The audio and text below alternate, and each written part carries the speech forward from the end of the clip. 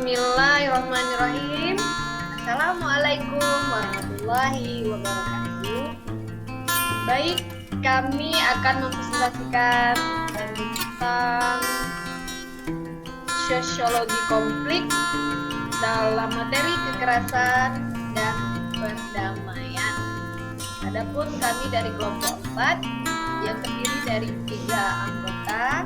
Yang pertama, saya sendiri Emilianisi dengan NIM 18103017. Yang kedua,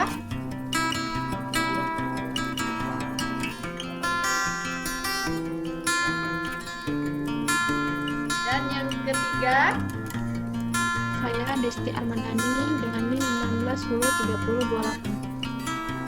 baik. Saya akan melanjutkan dengan yang pertama, kekerasan dan perdamaian. Walaupun merupakan dua makna yang berbeda, namun keduanya saling berkaitan.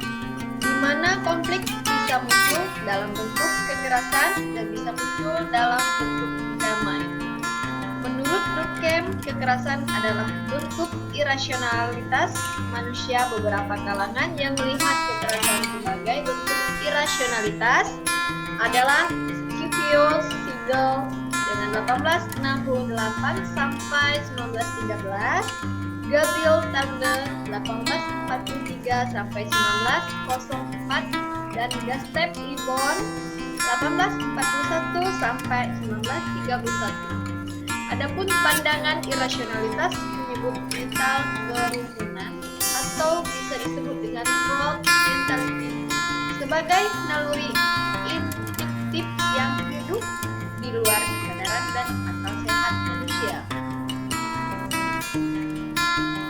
Yang kedua, menurut Galtung memberi definisi pada kekerasan budaya yang sebagaimana kita ketahui, budaya yang dimaksud bukanlah hendak kebudayaan sebagai keseluruhan sistemnya, namun dari aspek-aspek dan kebudayaan itu, Galtung memberi definisi pada kekerasan budaya.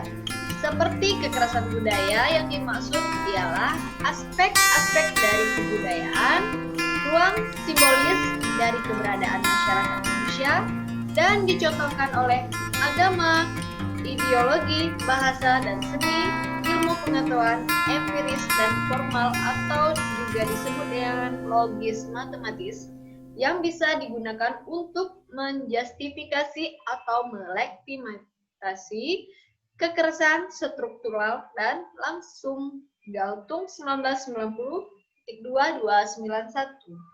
Baik, kita persilakan kepada Satriadi yang selanjutnya.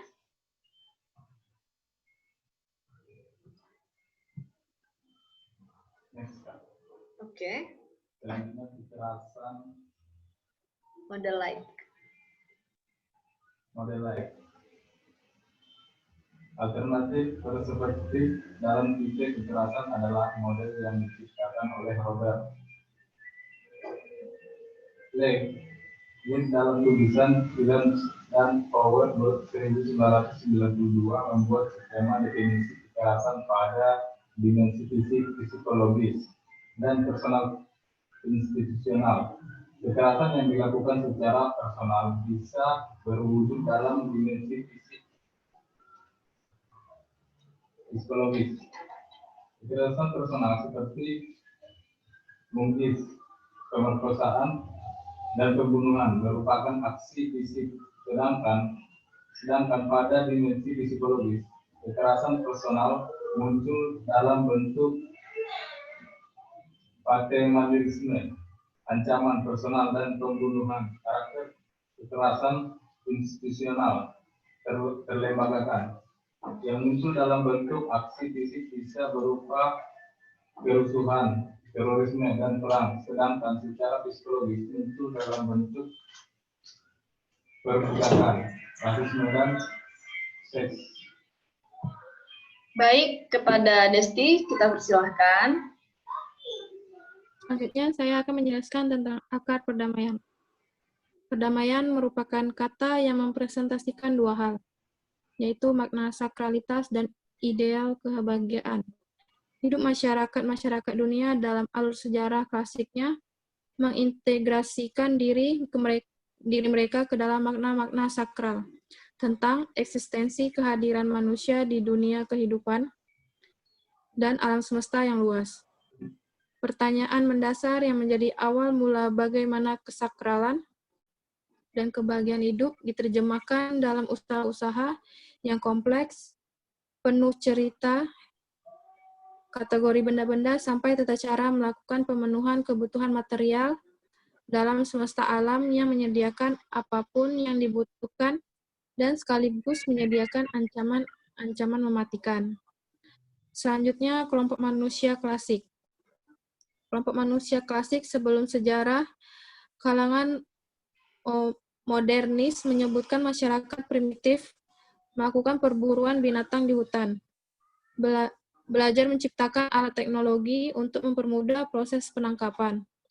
Lalu mereka mencatat pengalaman menghadapi binatang-binatang buas. Menstestimoni manusia yang berani dan menyelamatkan kelompok dari bahaya-bahaya alam dan dalam bentuk cerita imajinatif sampai melakukan pembagian tugas-tugas keseharian kelompok seperti siapa harus berburu dan siapa harus menjaga rumah. Dunia usaha-usaha manusia menjadi pengalaman yang menumpuk dalam dan visi misi tentang hidup mereka.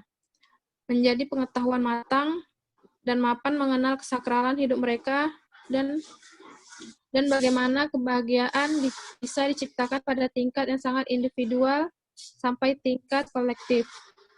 Hakikatnya, pengetahuan yang matang dan mapan tersebut adalah mode of peace atau cara perdamaian untuk mendapatkan makna sakralitas dan kebahagiaan hidup. Sekian dari saya, terima kasih. Baik, dari kami telah menyampaikan dari beberapa materi dengan berbentuk poster dan keterangannya. Adapun kesimpulan yang kami ambil dari kekerasan dan perdamaian, sebagaimana kita ketahui, kekerasan merupakan tindakan agresif dan pelanggaran atau penyiksaan atau pukulan bukan lain-lain yang menyebabkan atau dimaksudkan untuk menyebabkan penderitaan atau menyakiti orang lain dan hingga batas tertentu tidak menyakiti binatang dan dianggap sebagai kekerasan tergantung pada situasi dan nilai-nilai yang terkait dengan kekejaman terhadap binatang. Istilah kekerasan juga mengandung kecenderungan agresif untuk melakukan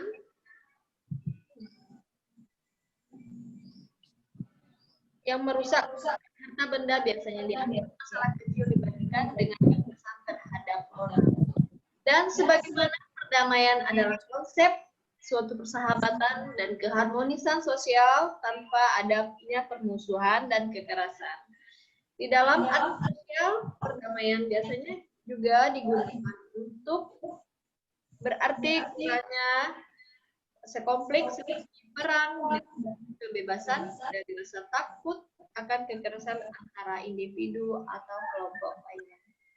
Sekian, terima kasih dari kami kelompok 4. Terlebih dan kurang kami mohon maaf dan kami akhiri dengan wassalamualaikum warahmatullahi wabarakatuh.